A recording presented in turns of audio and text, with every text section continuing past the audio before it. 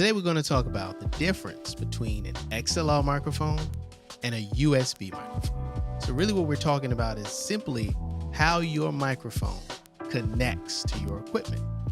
Does it use one of these, USB, or does it use one of these, an XLR cable?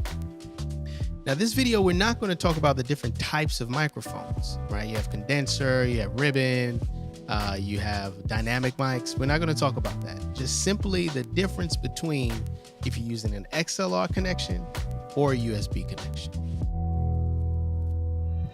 So what is the difference? All right, so technically, right, a XLR microphone uses a 3-pronged output similar to this one to connect through a cable to your equipment, right? And a USB microphone uses this connection to connect to your equipment. Now, XLR microphones tend to be more expensive, a couple $100s, and they can go into the thousands. USB microphones tend to be around under $200 typically. XLR microphones have much better and more professional sound quality. Now, why is that, you may ask? Well, without getting too technical, just to explain it clearly, a XLR microphone, its only job is to capture sound. That's it. That's all it has to do. Capture sound and then send that signal on. A USB microphone not only has to capture sound, but it has to convert it into a digital signal, convert it into an electronic signal, and then transmit it through the USB cable through a very small voltage into your computer's sound card.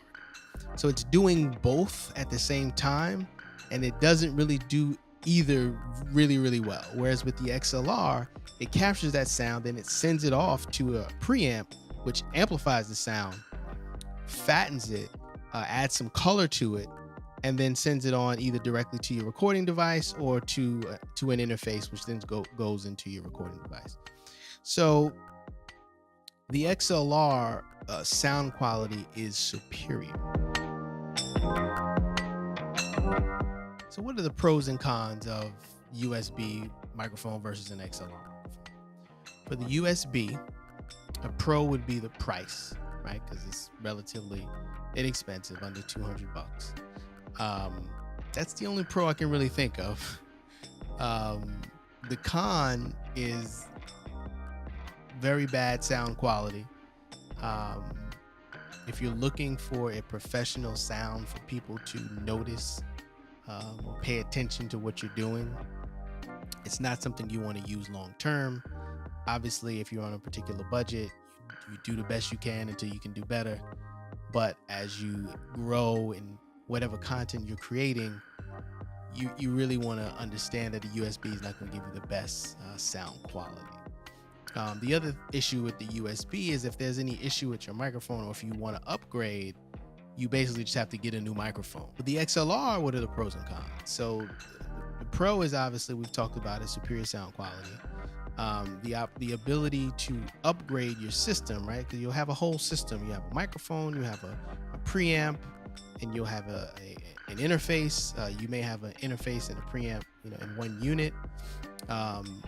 And then, obviously you'll have your computer.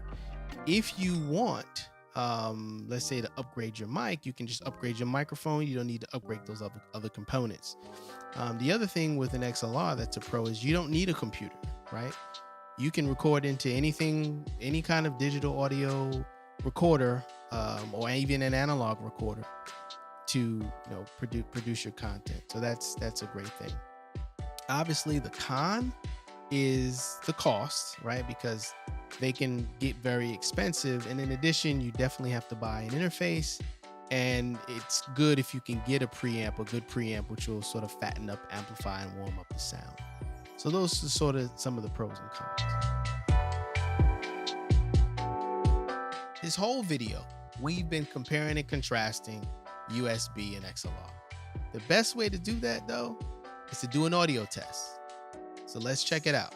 I'm going to compare two microphones. The first one is XLR microphone by Rode. It's the Rode Procaster. Great microphone, around $240. And another favorite that I know people know about, this is the Blue Yeti. And I have another name for it. No disrespect to Blue, because they actually make some good products. But I call this the Blue Shitty because of the sound quality. Well, you're going to hear it yourself. So I'm going to read something from one of my favorite films in the Procaster, which I'm also using here. This is the mic I'm using here. And then I'll read it through here and you hear the difference.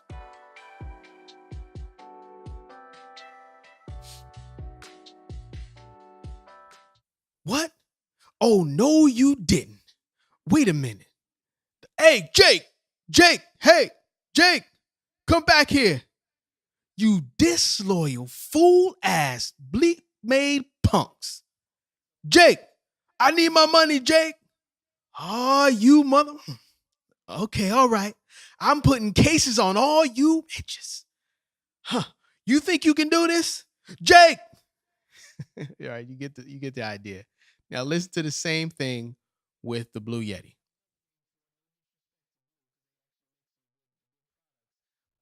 Oh, no, you didn't. Wait a minute. No, you didn't. Hey, Jake, hey, Jake, come back here. You disloyal fool, bitch-made punk. Jake, I need my money. You mother. Okay, all right. I'm putting cases on all you. You think you can do this? Jake.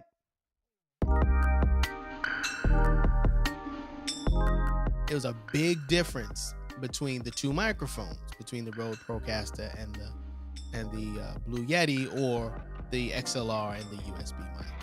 And I think the most important thing for you to take out of this is that if you want to be taken seriously as a content creator, then you have to take your audio seriously, right? You can have fantastic video.